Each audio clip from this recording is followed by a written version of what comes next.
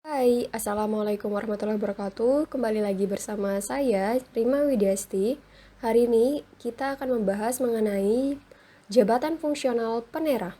Sebelum lanjut, jangan lupa subscribe, like, share, dan komen videonya ya.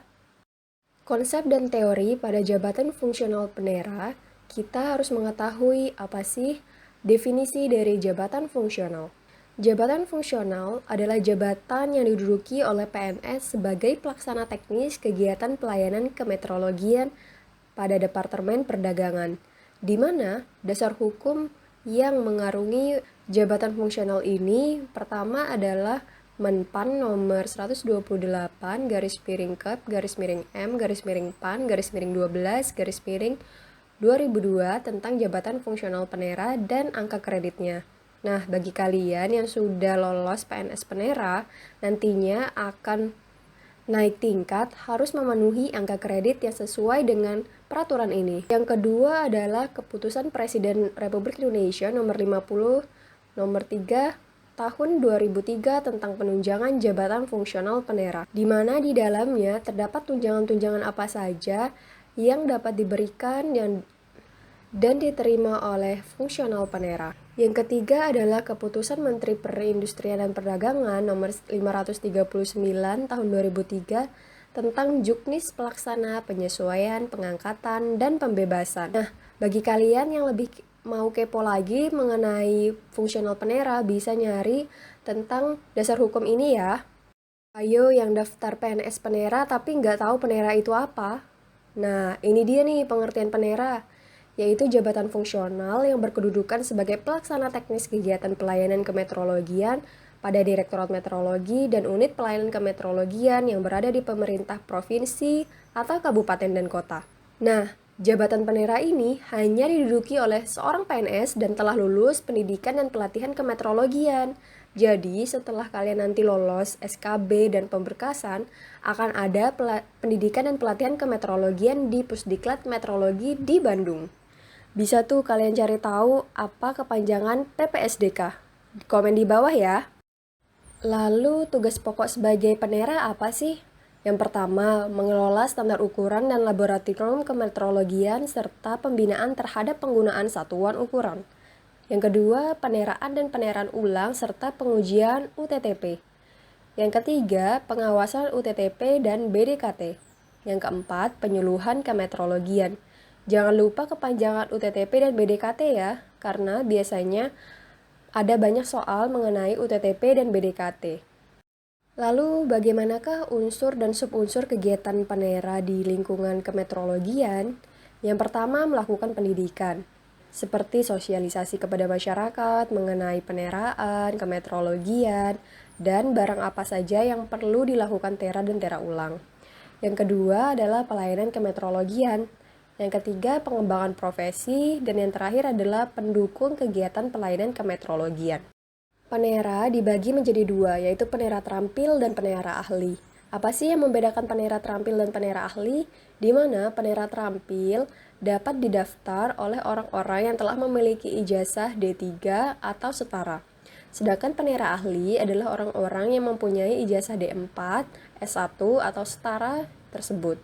Dan penera terampil dimulai dari golongan 2C, sedangkan penera ahli dimulai dari golongan 3A. Dari slide ini, kalian bisa lihat bahwa penera terampil ada 3 jenjang jabatan. Yang pertama adalah penera pelaksana, yang kedua penera pelaksana lanjutan, yang ketiga adalah penera penyelia. Sedangkan penera ahli dibagi menjadi 3 juga. Yang pertama adalah penera pertama, penera muda, dan penera madya, di mana penera terampil dapat menjadi penera ahli apabila melalui jenjang pendidikan dan dapat menjadi penera ahli pula dengan melalui tahap-tahap angka kredit yang telah ditentukan pada dasar hukum sebelumnya. Lalu bagaimana sih caranya untuk bisa naik jabatan dari penera pelaksana menjadi penera lanjutan atau dari penera pertama menjadi penera muda? Yang kita lihat adalah penilaian angka kredit. Yang pertama ada bagian utama, yaitu pertama pendidikan. Baik kamu dari D3 menjadi S1. Yang kedua adalah pelayanan kemeteorologian, di mana akan ada batas minimum pelayanan kemeteorologian yang harus kalian laksanakan. Contohnya, misalnya akan tera ulang 500 UTTP.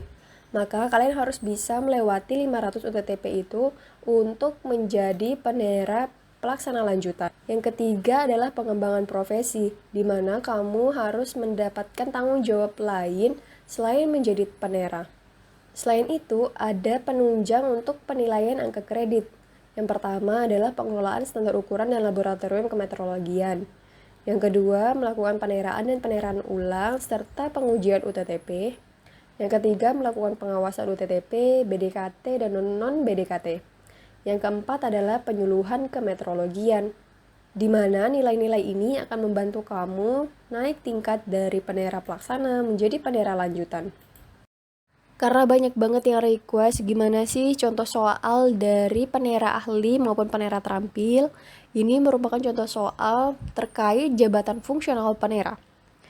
Bisa dilihat ya jawabannya dan tulis jawaban kalian di kolom komentar karena di akhir video akan ada jawabannya. Nomor 1, jawab yang tidak tercantum dalam struktur organisasi, tetapi dari sudut pandang tugas dan fungsi pekerjaannya tidak bisa terlepas dari struktur organisasi dan sangat diperlukan oleh organisasi dan pelaksanaannya merupakan suatu kesatuan yang disebut. Jangan lupa tulis ayo. Jangan malas ya.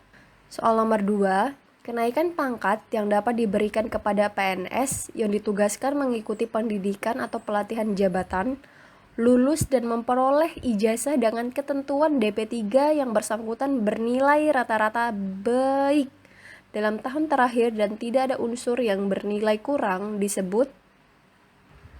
Soal nomor 3, kedudukan yang menunjukkan tugas dan tanggung jawab, wewenang dan hak seorang pegawai negeri sipil dalam kerangka satuan organisasi disebut. Ayo, ditulis ya.